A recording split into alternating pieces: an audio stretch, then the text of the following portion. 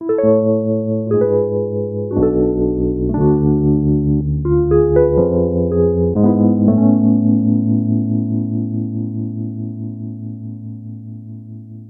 you so much for joining us for these conversations. I have been having conversations with different people on various topics. Some of the topics were very heavy, like the one we had last week. So I thought, okay, this week I would like to have a topic on your experiences. All of you who are here, I'll give you a chance to introduce yourselves. All of you have had an experience of living abroad, away from your own people for some time. I will never understand how you managed to do that and why you did that, but let's have a conversation about that. So maybe that's where we should start with you introducing yourselves, because I don't believe you all know each other, and tell us who you are and which country you studied at, or whatever you were doing abroad. Let's start with Nina. Okay, so my name is Nina Landazabal. I studied musical theater in the New York Film Academy in New York, and I studied there for 2.5 years. The program was 2 years, and then I stayed another 6 months during my work visa, and then I came back to my country. What's your home country? I'm from Colombia. Born and raised in Bogota. Okay, welcome. All right, then let's have Emang. Okay, hello everyone. My name is Emang Mulefe. I play professional football in England and Spain. So I was there from 2015 until last year, May, and I'd go in 6-month increments. So I go for 4 or 5-ish months and training, going for trials, trying to get into a football team. And then would have to come back because of the immigration laws. So yeah, I've been there for 5 years, I guess. Wow. Wonderful. And you're South African? Yes, South African, yeah. Okay, Felipe? Hello, my name is Felipe Jogler. I'm from Chile, South America, and I was a classmate of Nina at the New York Film Academy, same period of time. And then after that, I graduated, and as she said, we got this OPT, which is like an extension of our student visa to be able to work. So I stayed there, and then after that, I keep working, like both as a graphic designer, because I also have a degree in graphic design, and as a performer. So up to this day, I'm still here in New York. I mean, not currently. I'm currently in Miami because of the whole situation right now in New York, but I'm living in New York at the time. Oh, wonderful. Okay, Letabo. Yeah, I think I'm the only one here that everyone knows. So yeah, I'm Letabo. I studied at the New York Film Academy from 2016 for 2 years. And then I think it was also like 6 months that I stayed for OPT and I worked. Then I came back and now I'm in South Africa. Okay, Kalita. Hey, hi. So I'm Kalita, originally from Botswana, but I lived in SA for like 97% of my life. And I went, yes, exactly 97% of my life.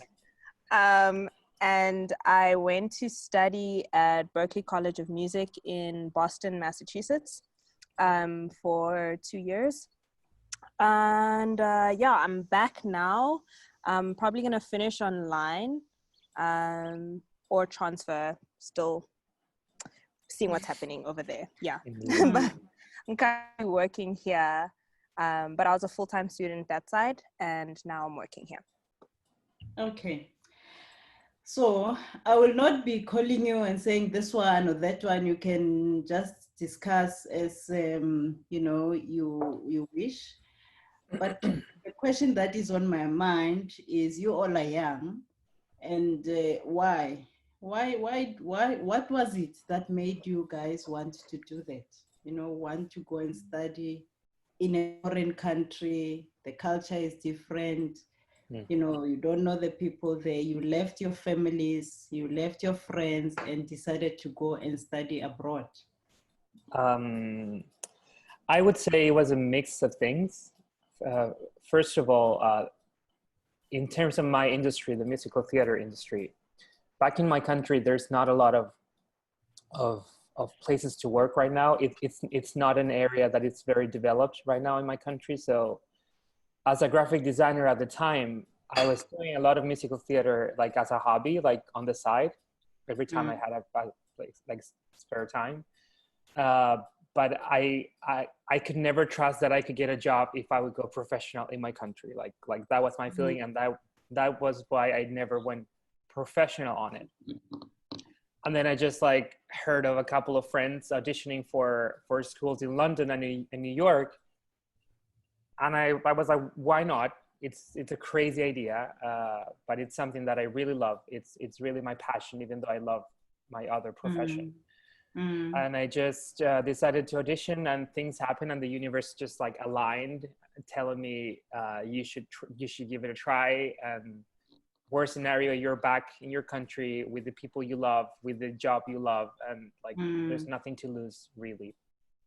Wow. So I just went to New York, which is like one of the like places where like musical theater was originated, if you could say. And it was really crazy to be there. Like that's why I chose that place over like London, also because of the academic program as well. But it's crazy to be there because you're all the time in constant contact with people that work in the industry, with people that can give you like a very like updated and personal like intel of how are things happening in the industry right now, in the place that has like one of the most job offers in musical theater right now. So that was a great experience. So okay. Let's see other people.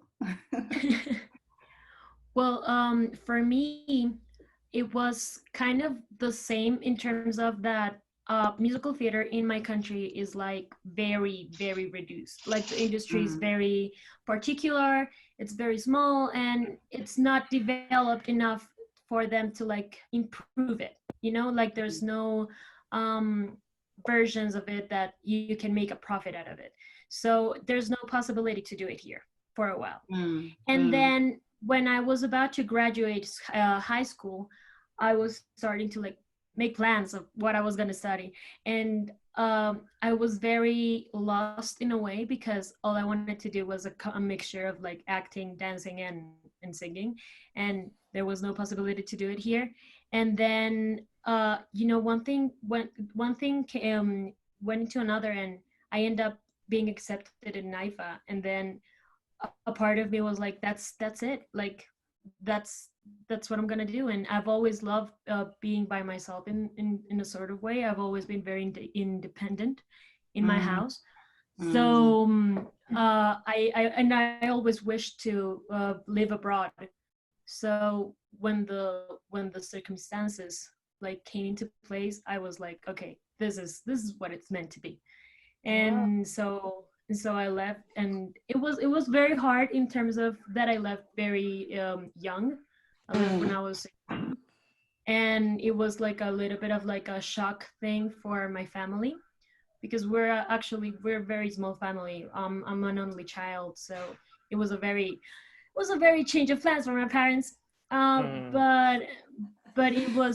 But I think that it was an experience for my family and for me that changed our perspectives, and it was worth it.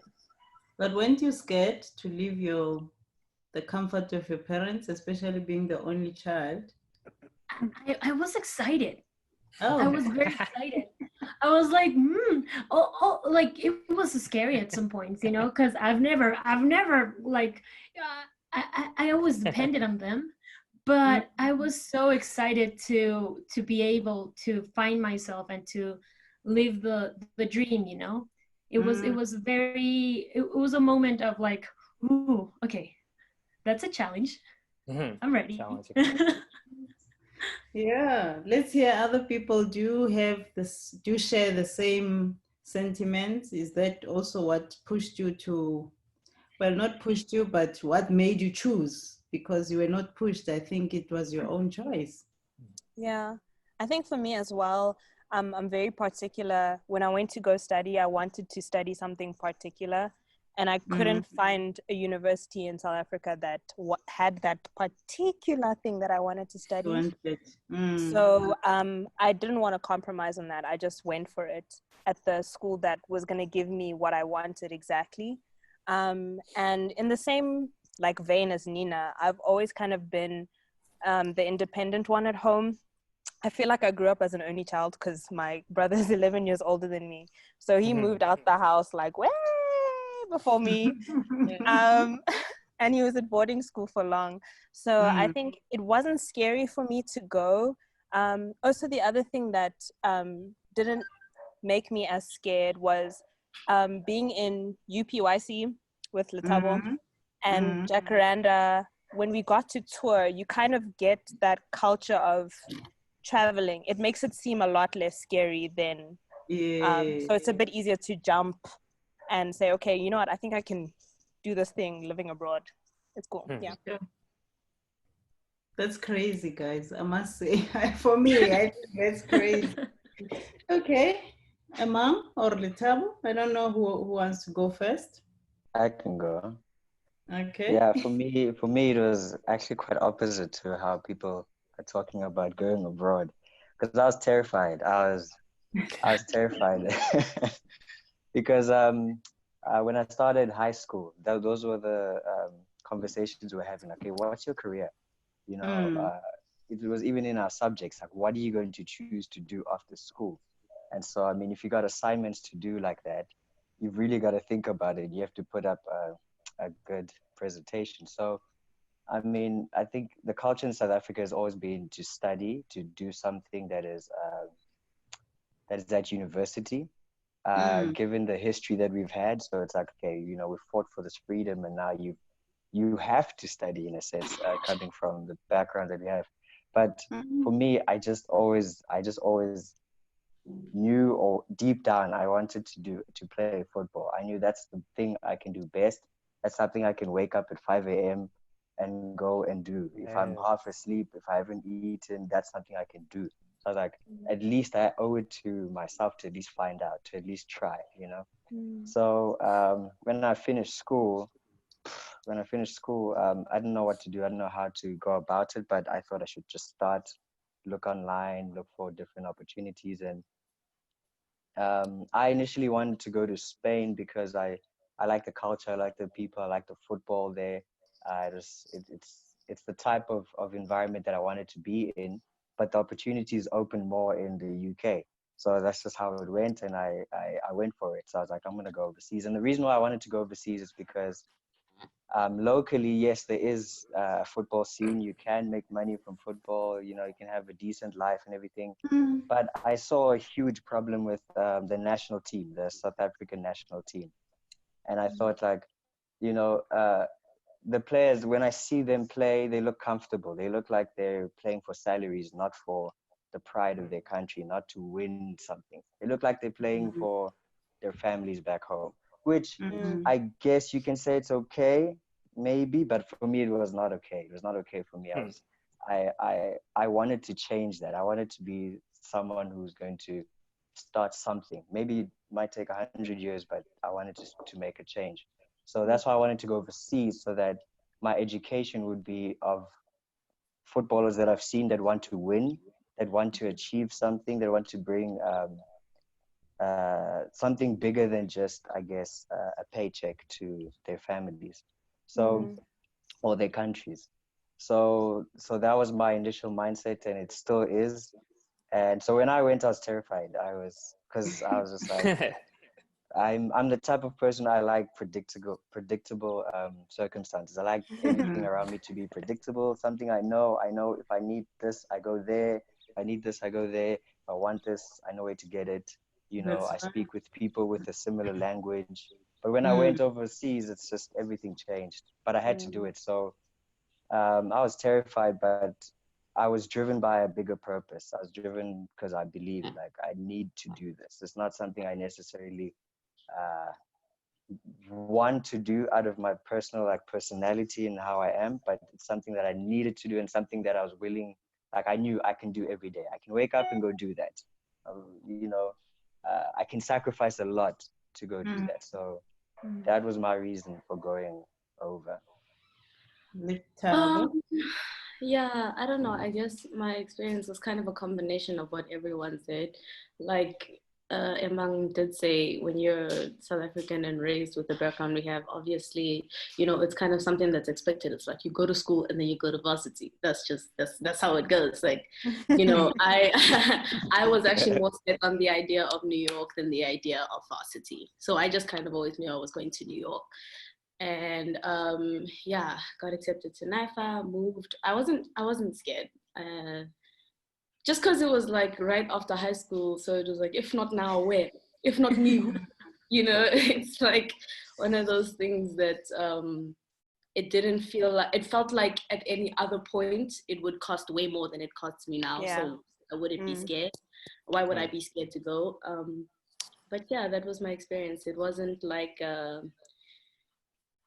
big scary thing. What's more scary is the idea that if something happens to you, you have to figure it out. That's more scary than the idea of leaving home, you know. But parents are always like, oh, why wouldn't you be scared? And it's like, I mean, it's not.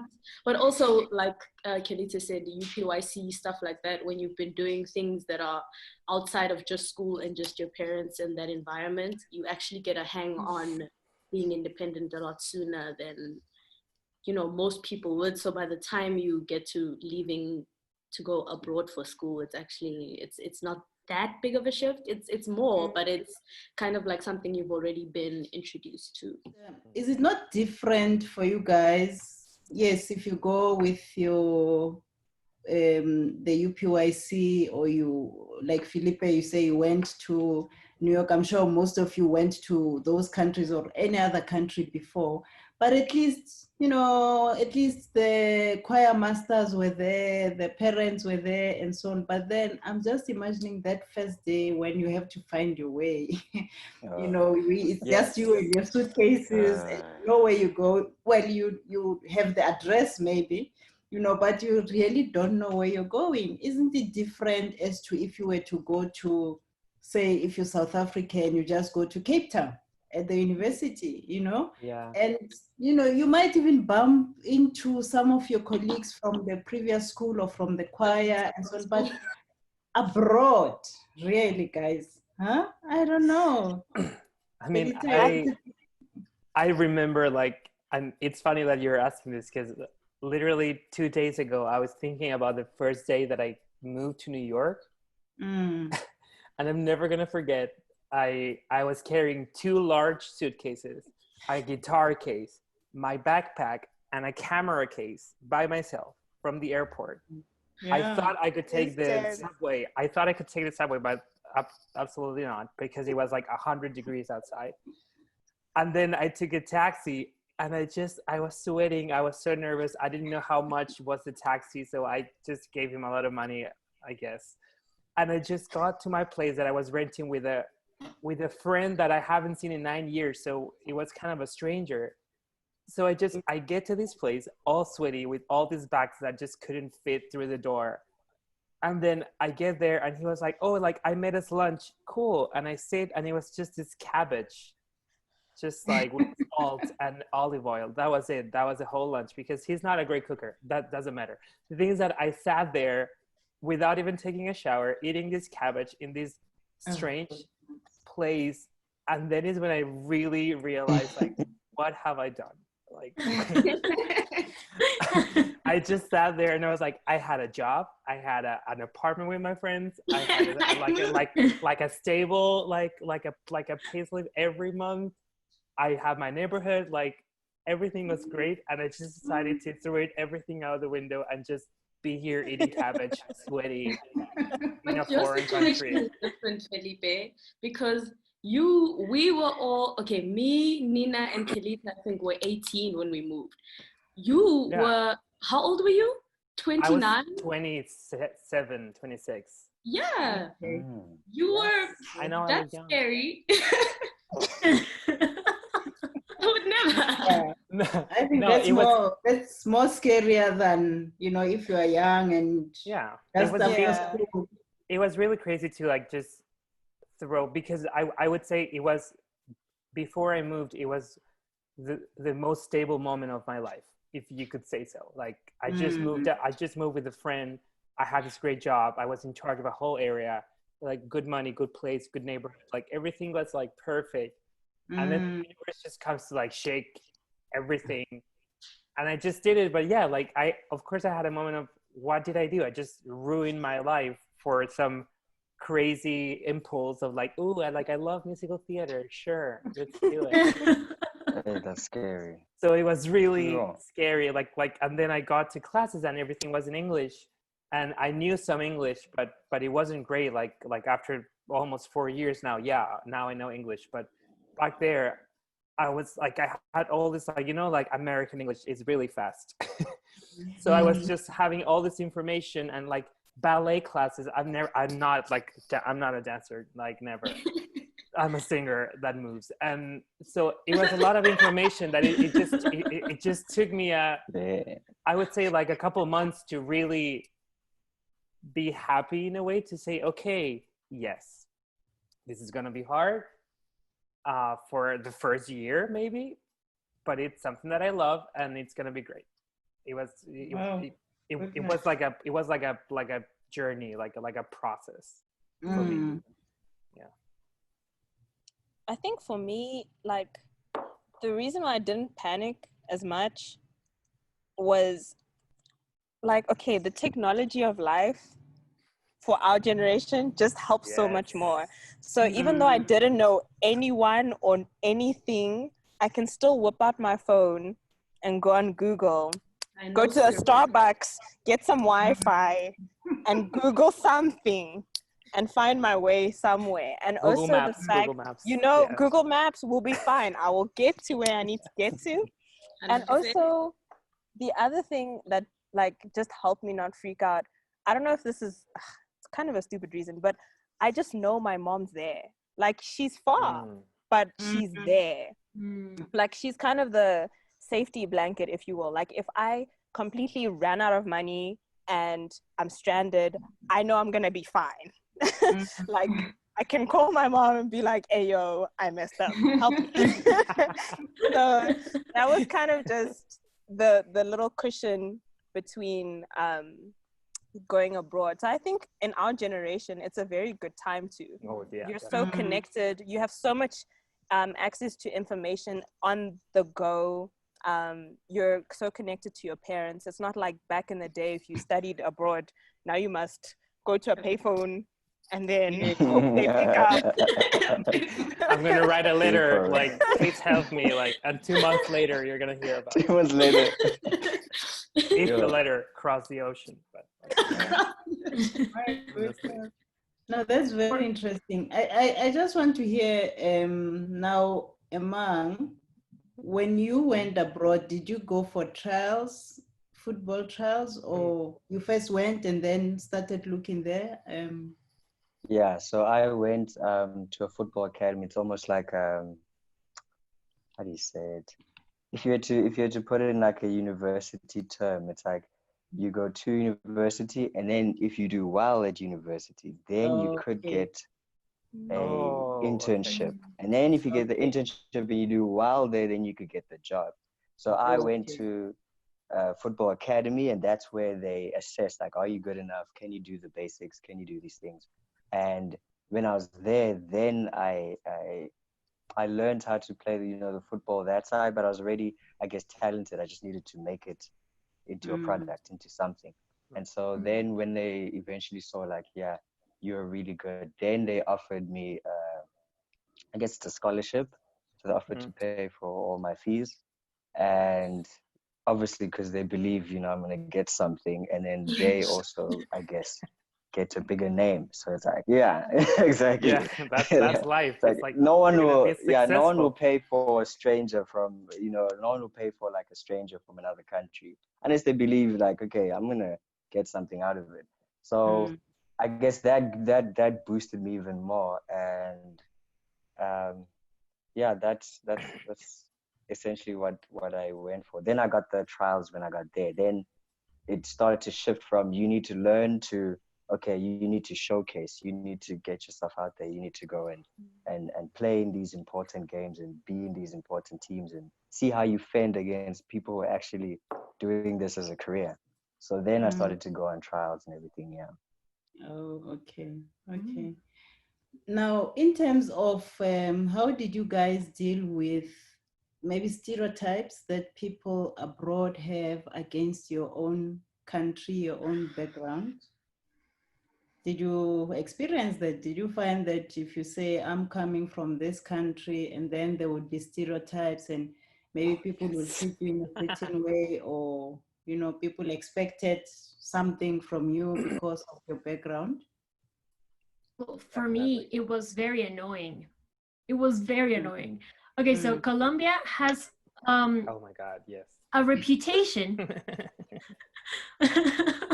from the 80s, from our drug traffication. Okay. So every time I would get into a room and everyone would be like, oh, I'm from the Netherlands. Oh, I'm from Sweden. And I'll be like, oh, I'm from Colombia. And instantly, everyone that would have been like, would be like, oh my God, have you seen Narcos? And I would be like, Oh man. no. And then it will be like, but you know, like Coke and like, oh, I love it. And I would be like, Really? and then they would be like, yeah. It was like that. And it was it was very annoying because Colombia has been trying to transform that image in so many ways since because I'm telling you, it was an 80s thing, you know. And then all of this has happened throughout the years that we've been trying to reunite as a country and to like transform ourselves with a new image, a little bit more brighter and not be defined by that. But it's been hard. It was hard. And also I was blessed to have a roommate from also like a country with a very similar system in culture. You know, we were very similar in terms of our mindset and where we came from. So in terms of like my personal life, it was very it was not like it was not very different, but in terms of what we had to adjust and the different types, like the stereotypes that also comes with being Latin in New York, in United States, it was a new experience for me for sure. Yeah, it was very strange, I found, because we were in New York, and New York is supposed to be like the culturally aware like environment in America. You know, they're supposed to be the ones that know a lot more about the world than normal Americans. And you get things that's like very, most people just try to talk about what they think they know about. So, you know, they're trying, really, they're not trying to be malicious or anything. It's just, that's what they know, like that's what they think, like, and it's all the things that come across really like, no one would ask you that, it's such a dumb joke, but like it's stuff like, oh, do you live in a house, like, have you know, no, really, like, and they're not being like weird, they're actually trying to inform themselves. It's just that the way it comes across is like, I thought people used to say that about Americans like as a joke, but it's true, they really be like, have you, like, so is this your first time like seeing skyscrapers, you know, so do you know my friend, I have an Angolan friend, or their parents will be Senegalese and they'll be like, oh, we're related. It's like strange. It's strange things, but you know, the stereotypes in general is very much that people, like, I also got a lot of question about my English and why it was so good. Oh, wow. A lot of people do, things that you think they know about us because we know them about that country. It's not our perspectives on one another are very different. So I would say stereotypically, it wasn't that people were trying to be mean or that it harmed me in any way. It's just that you encounter it often, like a lot. in my case, it would be like, well, of course, like similar to Nina, like being Latin American, I feel like beyond any other countries, like at least in the United States, like being Latin American is like a very specific box they put you in. And I just remember like first being like, I'm from Chile, and half of the people is like, where is that? Like, is that South America? And I'm like, well, yeah, it's an actual country that's in South America. And then when people found out I was Latin American, it was so funny to be like, well, but you're too white to be Latin American. And I was like, well, we were colonized by the Spanish and they're pretty white. So I don't know, like, what do you want me to say? But like, it's just funny how you're put in a box. And even though what Lee was saying, like, even though New York is a city that has such like a melting pot of people and cultures and people from all around the world, and you would say like just as like, oh, I'm gonna be just one more here, like people, you know, we're just a mix of people, like a universe of like a million ants and everyone's from different places, it's gonna be great. And then you get there, and because of there's so many people from different places, there are a lot of boxes for all those people. It's like they have the need of organize you, so you get there and you're instantly put in a box even before they know you. So you have to fight against that throughout the whole journey, and it's really exhausting at times, because I'm like, you know, I also like Nina and Leah, I think I told them at some point, like a teacher would tell me like, oh, like you look so American until you open your mouth, like, because of your accent. And I'm like, well, like what? You get that a lot in like acting schools. Yeah, and then you're auditioning and you're like, wow, like, oh, you're really like Latin American? And I'm like, yes. Like, oh, you don't look like. And I'm like, well, what do you want me to like? Do you want me to get a tan? Like, I don't like wear like a flower shirt. Yeah, I don't know. You gotta find your type casting. Yeah, so it's really hard to fight against that. And it's also like, maybe you know Sofia Vergara, she's Colombian. Yeah. There was a point in which I was auditioning and they were like, but you don't have like enough Latin accent. And I was like, what? Yeah, they were like, yeah, your English is too good, like don't like do a more Latin accent. And I was like Sofia, like you want me to talk like this? I was like, okay. Actually, yes, they want you to talk like that. Yeah, literally. Now, what I want to know, I know, Felipe, you say you are still working in America.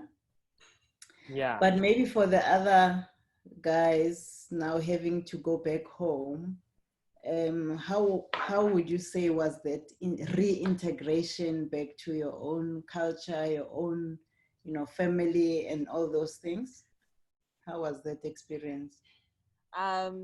When I came back, it wasn't because I wanted to. It was more like life said, you're coming back. So for the beginning part, I was actually very depressed because I really wanted to be that side. I felt like I was having FOMO, especially because my friends who I came in with are still at school. Well, they've now graduated, but they were still going to school. So I definitely had FOMO. But honestly, like, a home is a home. So it's just been really great to come back home. And then I also do believe the one, I don't want to say problem because I don't want to stereotype people who stay that side, but I really think it's important for us to gain the knowledge that the first world countries have, especially for me in the arts, and come home and bring it home to build. Because honestly speaking, like, the South African talent, when it comes to the arts, guys, Africa, sure. You guys are amazing. Yeah, even football, even soccer. Yes. Like, the talent, football, yes. the talent is absurd. Like, it is crazy. But when you have that refinement, when you have that theoretical knowledge that you get from these institutions, that takes your talent to levels. And I just kind of think it's important for us who had the opportunity to go abroad and get that knowledge, to come back and like, okay, no, let's do some like community building. Let's actually build up our own arts community. So right now I'm actually very happy being home. There have been amazing opportunities that I've gotten here that I wouldn't have gotten had I still been in Boston. But I'm also really excited to pour back into the people who are so talented but are oblivious to those things that they have an edge over us about. Yes, yes. I agree big time with what Kalita has been saying. But for me, it was interesting because the first time I came back, I was excited to come back. Not that I couldn't wait, but I couldn't wait to get some relief from, being in a different environment. And for me, it was the first time going overseas as well. So leaving my country and going to stay somewhere for months on end was quite hard. So being in the UK, everything's different. Food, the weather, Oh, the no culture of the sun. people, no sun, rain all the time. And then you're still expected to go outside every day and train and play. It's like, wow. But anyway, yeah, so coming back, I was excited. I was like, sun, warmth. Like when I came back, it feels like I could see like South Africa is like a holiday type of country. It's like, hey, nice here. I can go outside, I can sit outside and eat, I can have braais every weekend.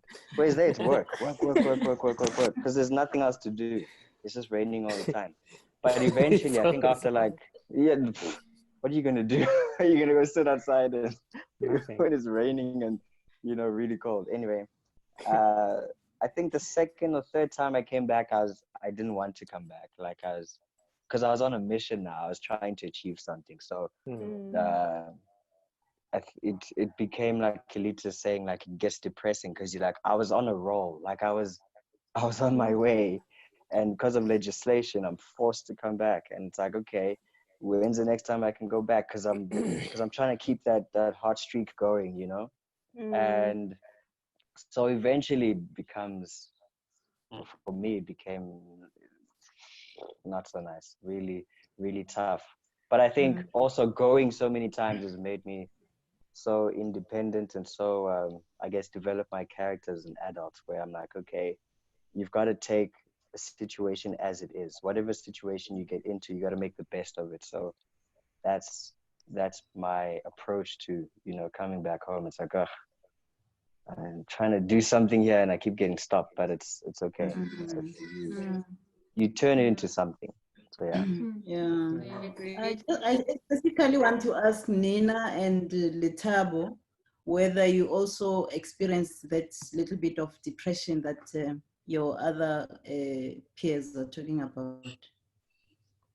For me, when you came back home. It was very, my mother compares that period of time to a very bad breakup. Oh, wow. That's how she compares it. Yes. Because the way how I came back, it was against everything that I wanted. So my plan was to stay there. We've already arranged with my parents that I was gonna stay there. Like, it was like they already had like a mindset in which the new normal was that I lived there and they would visit me, and that was it. Like, it was, we tried and we figured out that was the way it was.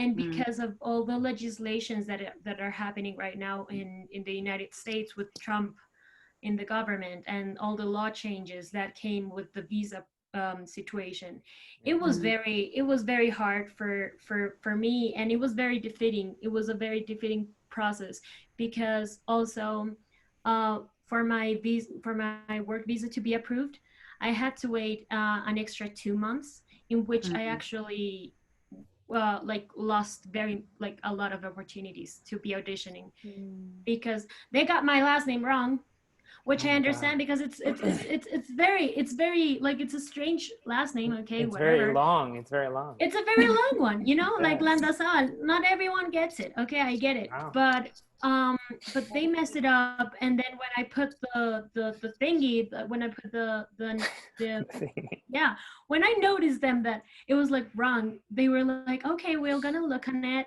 and then Oh my 2 months God, went no. by.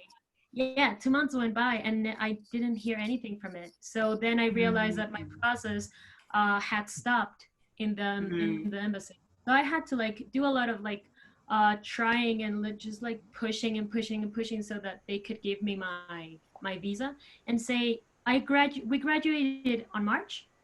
We graduated Yes. in March. I April, May, and half of June without any papers, basically. Just It waiting. was it was it was a very worrying time. Like those 3 months were actually very very stressful because I couldn't do anything. Okay, so I was stranded in this country where they didn't want me to do what I was trained to do. And the thing is that I wanted to work. I had the will to work. And I mean, I'm not saying like, but like we were really good. Like we were trained good. We were really like it was the talent that we had was very good for it not to be exploded in a way Mm. that could give to the community. So it was very hard. And then well, I get my visa work, but as I say, I lost like many opportunities during the months that I was waiting for the visa problems to be solved. And when I finally get it, it was a little bit late. And then like to restart again all the audition process, it was also like a trying process. And then it just like it was very clear to me that they didn't want us there. Like even if you had the enough papers, even if you had the enough like work and you could show them like, look, I'm being asked to be here, they would be like, no, I don't want you. They would be like, I don't want you. Sure. And so it was very disappointing for me, and in a way it was very heartbreaking. And then I realized like around the last 2 months I was like, no, I know what I want and I want to be here, but this is not the way that I want to do it. Yeah. This is not the way. I'm not gonna be like begging, and because I know my worth and I know what I can do, and I just feel dehumanized over here. So I came back, and it was very hard. Like those first 6 months, it was very hard. And also I was always like looking for a way to get out of here. So I even planned to go and study directing in Italy. But Italy. in Close enough. Italy, it was like I had like I had like this thing that I was like, okay, so I cannot stay here. But then after those 6 months of also like we're like getting used to live with my parents again, that was very weird. That was very weird. And those 6 months were very hard, but I think that they brought me into a mindset that you know what they say about the making lemons, make a lemonade out of the lemonade. Lemonade out of lemons, yeah. There you go. So I just had to change everything. I just had to change everything and actually try to be a part of the country and love my country in a way that whenever my opportunity comes next to leave, I won't be like I'm leaving because I don't love my country, because I don't find my place in my country, but be like I'm leaving because I know my place in my country, and now I can leave my country in a way that in a future like Yeah. it's just compensated, you know, Like at peace. like I'm not escaping from my country because I don't have opportunities here. I'm leaving my country because I have the because I can, Yeah. and because I have opportunities in my country and outside. I got the same thing a little bit. Like people were telling me, why would you leave everything to go to this new life? Or like, oh, like, yeah, like I'm so happy you made it to this new life. And then I would think, well, I wasn't escaping from my life. Like I love my job. I love being a graphic designer at the time. It was just like, you know, that there's something more, and you know that you can just like, as Nina or I think Lee or Nina said, like you can just, you know, you can give way more back to the community as this more than the thing I was doing at the time. Yeah. And that is just what drove me to like go all the way to New York, at least. Same. Okay. I wouldn't say it was. I think for me, Nina, and I think Emang and Kalita, it was one of those situations where you leave against your will. So that is completely different than leaving because the time has come. I have served what I came here to serve. Kick out like My life's work. I'm whole. That's not what happened. Like, I think it was super, super, super frustrating when we had to move back, just because I've spoken about New York forever. Like, I always was like, New York, this, that, this, the third, And then when it happened, being from a third world country, it's one of those things where you're like, we don't play this We side. don't play. We don't. You get that side and you're kind of like, okay, I'm an adult, I know how to do it. Like, you can ask even my parents when they came back for our graduation. It was like, yeah guys, I'm going to this audition today, I'll meet you here at this time, we're gonna get coffee from here. Like, your life has already been set up in this country. You know the spots, the audition times, the right train, where to get your like, it's now you've navigated your life, your adult life, away from your parents, has successfully been put together and navigated. And with us, they put us in a really, really open, like a really difficult position, because as soon as we arrived, we literally within a month of being there saw Trump win the administration for America. Oh my God, yes. We saw it. And then like a week later, there was a Chelsea bombing, and I remember my parents called me, they're like, yo, listen, this and this. So, when we arrived, it was like, okay, cool. And then they sat us down at the school and they were like, after you graduate, your situation is that your program only offers 4 months of OPT. And within that 4 months of being to work after school, you have to get a job and then put together a convincing enough statement to a lawyer to give you a 3-year acting visa if you would like to work. And you need to find a job that's willing to back you up within that 4 months. And it's one of those things where you're like, this is impossible. Like, it's impossible.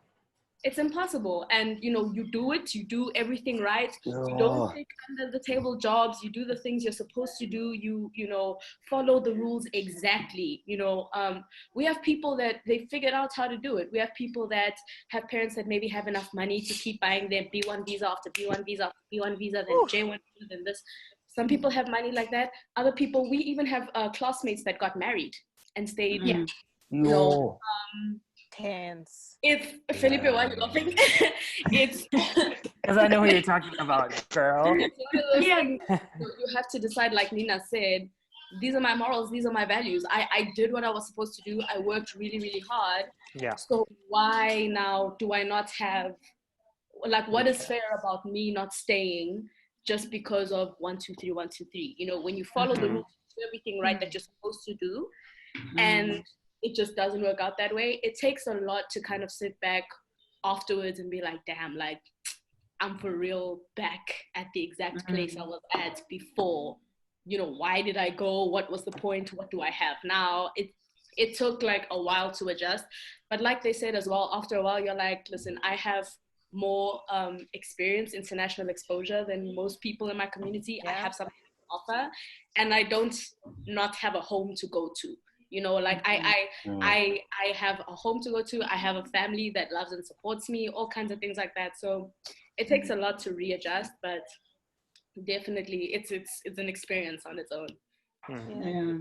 No, I wanted to say maybe 2 things out of what you guys were saying. Is that one, you have got so much that you can offer back home, the experience that you have, the knowledge that you have, you can share with others, probably who are less fortunate and unable to go and experience it for themselves. Yeah. That's one. But another thing that maybe I should be encouraging, hopefully it's encouraging to you, is maybe if you look at Felipe's journey, because Letabo, you were saying that Felipe, when he went to study and begin to work there, you were already in your 29? 27. You see, so it means that you guys still have that opportunity. I mean, well, I know we're hoping and praying that the the presidency in America will change. But even if that doesn't change, we're just saying that I think there's still an opportunity. There's still an opportunity if you guys still want to go and explore your madness, which I will never understand. I mean, when I was at your age, I would never think, of going to work or study abroad where I don't know anyone. Whatever happened many, many decades ago and what's happening now is totally different. But obviously, I think that there's still maybe that opportunity that if things change or with the experience that you are gaining while you are at home, you can still apply, so that dream and commitment that you had from, school and so on to say, this is where I want to study, this is where I want to see myself. I think there is still hope for that. Hey? And I specifically want to ask Felipe, because you are one who had the experience of, being home, working, being comfortable, and you still went for your dream. Absolutely. I think up until today, I'm not gonna lie, I keep having this fear haunting me that I just like, because like I got to New York when I was 26, 27, and I just, like as I just told you guys, I just changed my life. It was a new, like a fresh start. And then I get to this like academy in New York, and I meet all these wonderful people. But then I just realized I'm like the oldest by far, and like everyone, like everyone just like graduated from high school and like live with their dreams, and it was great. But at some point I just felt really nervous, and I was like, this is not my place, like, oh, like, damn, I'm in the wrong place. Okay, I'm sorry, excuse me, when like everyone is just introducing like, hi, I'm 18, I'm from da da da, hi, like I'm 20, and I was like, well, hi, I'm 26, I'm a graphic designer, I have a degree, and I'm here. I'm so sorry. So it was really hard, because it was like a constant fear of being late, like for everything, like from being late to start learning to dance, being late to start a career, while my peers, they were like 21 and they were on the same level as I. So so I was like, so when I want to achieve what people achieve at like mid-20s, for example, like I'm gonna be like what, like 30 something. So that was really scary for me to like from the first class that I had till today, like every time I audition and I see myself like auditioning with like kids sometimes, and I'm like, what am I doing? Like, what am I doing? And I keep asking people, I think it's too late, like I think it's too late. But then I feel that everyone's journey is very unique and it's different, and it's really hard to compare with everyone else. Like I would say, maybe I would meet someone my same age, my same situation, and that person would be like, you know what, it's really too late to me, I don't have the attitude or like the energy to be here to do that what you did. And he or she won't do it maybe. But in my specific case, like I want to believe that I had the enough energy and passion and drive to do what I did at the age that I was. And that was the thing that just like made me come through and be where I am today, and be proud of what I've done in the past 3 years, and be proud that I was able to push through and start a new life, because that's how I see it. Absolutely. And I just see like all the results of it, and it's been a lot of like tears and sweat and blood sometimes, like literally,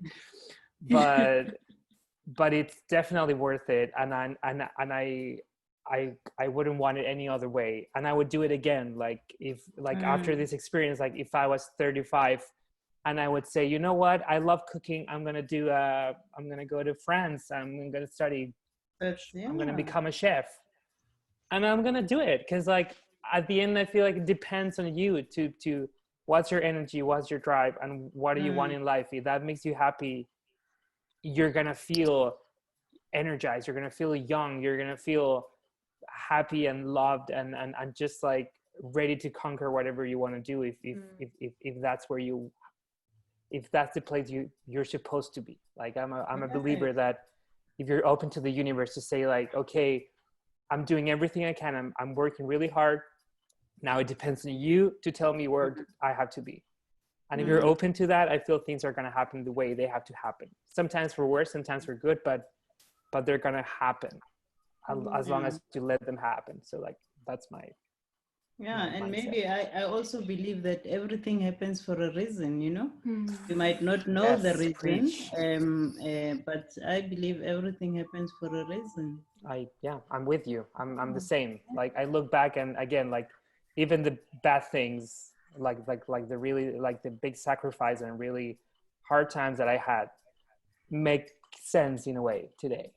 Like I wouldn't be who I am today without those things that happened in the past, and I wouldn't be who I am today if I wasn't scared when I started, like on that sweaty day eating cabbage. Like I wouldn't be the person that I am today if I weren't freaking out that I was like, what am I doing? Like I would be a different person. So like I'm very grateful of everything that has happened in my life. Nina, you were saying? Yeah, I have to say that Felipe's, and we have another friend from our group that her name is Carolina. She's Colombian too, and the Felipe and Carolina, they've been examples for me. Like they've been like a North Pole for me in terms of just like getting to accept my fate and just like working with what I got, because the changes that they made at the age that they made, it's something that just like, it reminds me that there's still a chance that it's not just what I have now. Because Carolina, she was an engineer.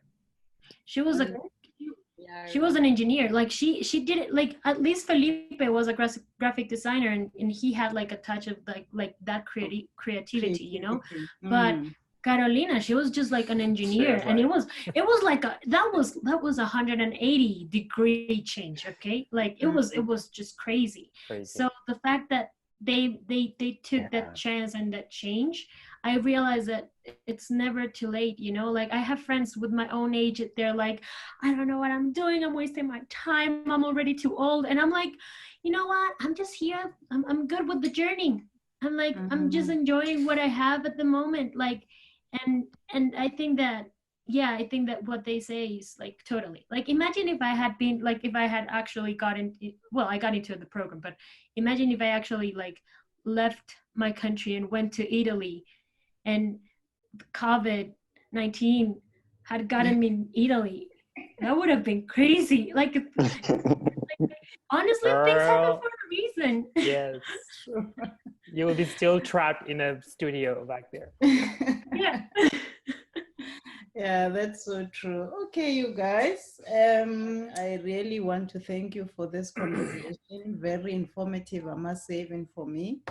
And I hope that you also found it to be valuable, these conversations that we're having. And I wish you all the best. And for those of you who still want to go and work abroad, it's never too late. There's still a chance that you can still do it.